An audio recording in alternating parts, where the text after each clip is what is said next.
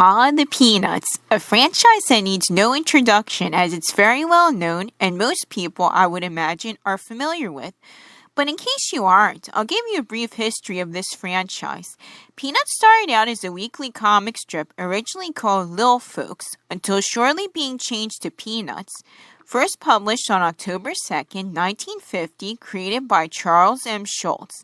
The comic strip revolved around a social group of kids, with adults who are very rarely seen or heard.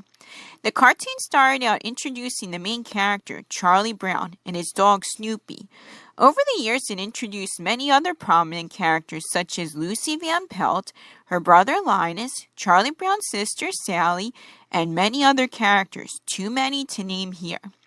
The comic had grown so much in popularity that it has spawned 5 theatrical films, many animated specials shown on television over the years, books, and lots of other merchandise still being sold today. The book that I'm going to be reviewing today revolves around this franchise. The book that I'm going to be reviewing today is called You're a Star, Snoopy. It was written by Linda Williams Aber, the characters drawn by Charles Schulz himself, and the background illustrations created by Art and Kim Ellis.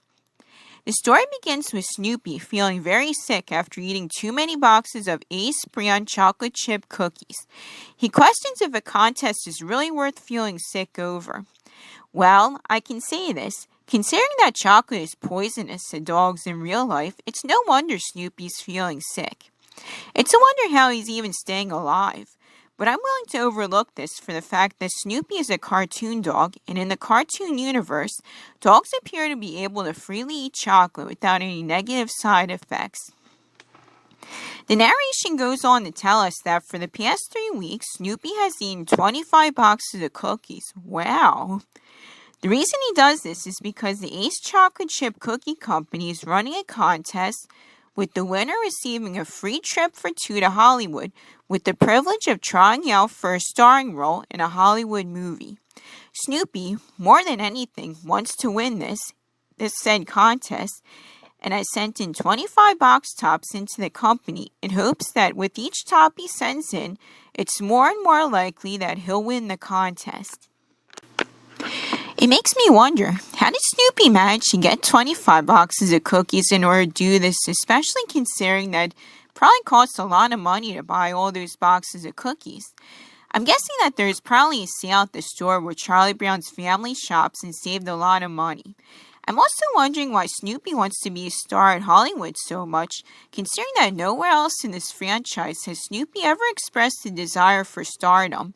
I'm guessing that this idea was established to make this story work. Snoopy waits a long time to hear back from the Ace Chocolate Chip Cookie Company, confident that with the amount of box tops he sent to the company, they'll make the right decision to choose Snoopy as the winner of their contest.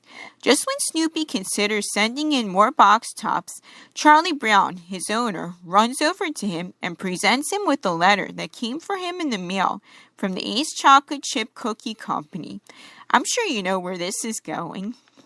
After reading the letter very carefully, it became clear that Snoopy has won the contest and jumps up, dancing for joy. Charlie Brown realizes what happened and joins in, dancing with Snoopy, telling the reader that Snoopy won the contest and he's going to Hollywood. Wasting no time, Snoopy tells everyone the good news and invites his friend Woodstock to join him as his companion on the trip. Needless to say, everyone is just about as excited as Snoopy is upon hearing the news. Snoopy and Woodstock prepare for the trip to Hollywood, which includes choosing a pair of sunglasses. Finally, the day arrives for Snoopy and Woodstock to depart for their trip to Hollywood. All their friends, including Charlie Brown, wish them well in their own ways.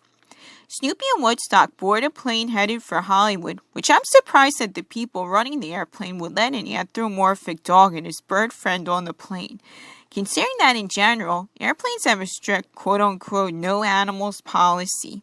I'm even more surprised that the Ace Chocolate Chip Company has accepted that their dog has won their contest, when I'm sure in real life the company would find this fact out, disqualify Snoopy, and pick another winner, a human, for the contest. Hours later, Snoopy and Woodstock arrive in Hollywood, and Snoopy gets excited when he sees that famous Hollywood sign. That's a sign that they have truly arrived there, and Snoopy's trip of a lifetime has just begun. Our duo spend that day and the next sightseeing around Hollywood. They even visit the famous quote-unquote Sidewalk of the Stars, where Snoopy fantasizes about himself and Woodstock getting their own stars with their names on them within this famous landmark.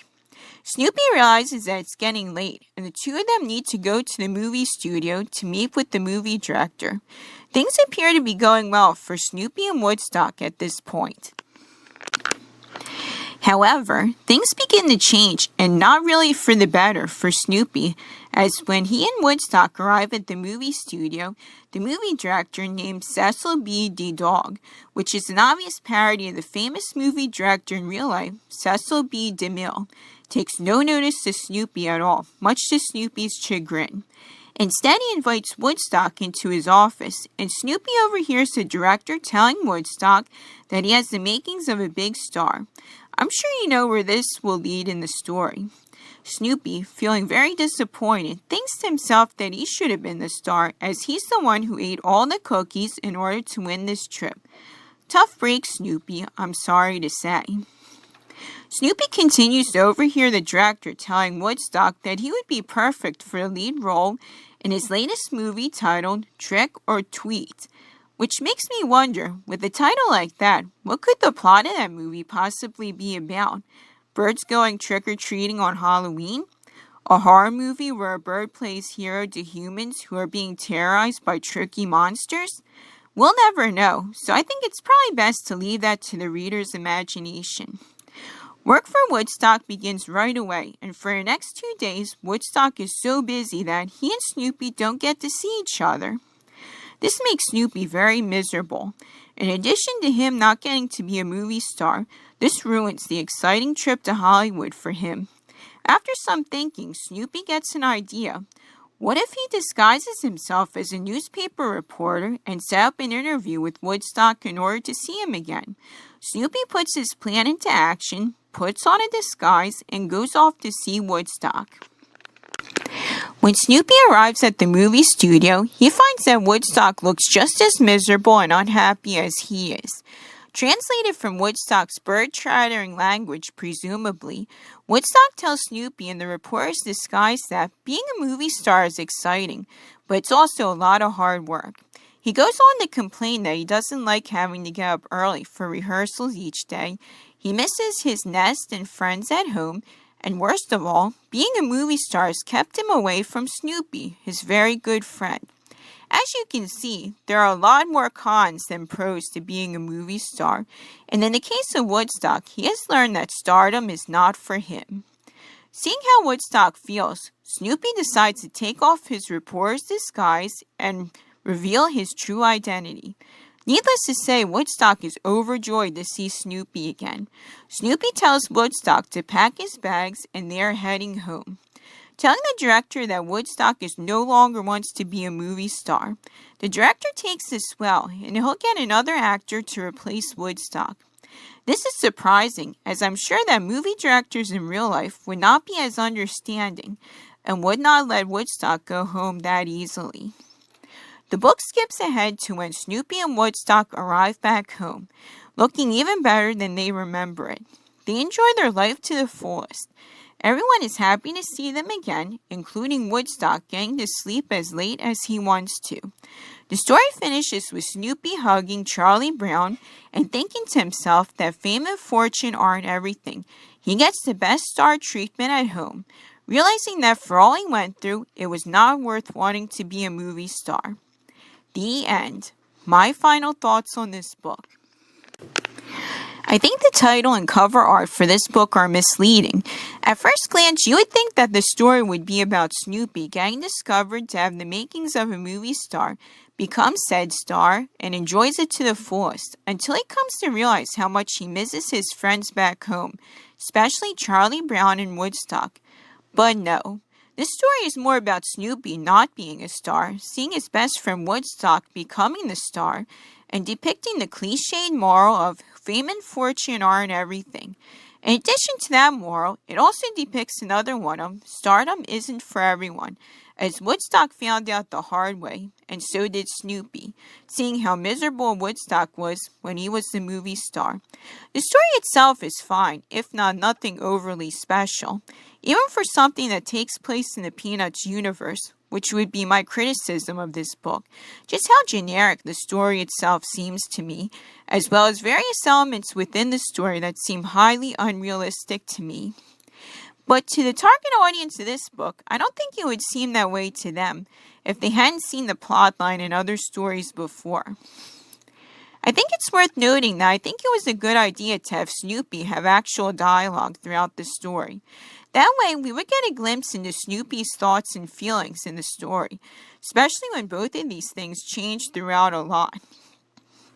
Snoopy does thought speak a lot in the comic strip, while in the animated cartoons, he only expresses himself through the noises he makes as well as facial expressions and body language.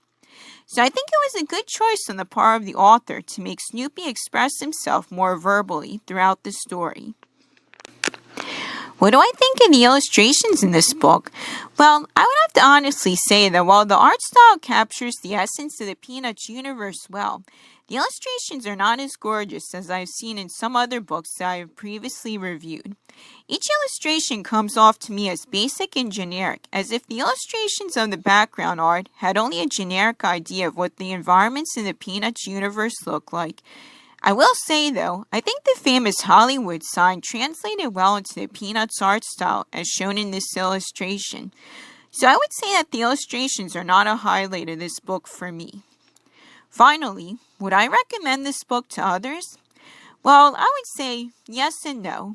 I think I would mainly recommend this if you're a big fan of the Peanuts franchise, but for any other reason, I think I would look elsewhere. This story has some good qualities, but not enough for me to fully recommend it. If you can find this book, I would recommend you read it and see it for yourself. I hope you enjoyed my review of You're a Star, Snoopy.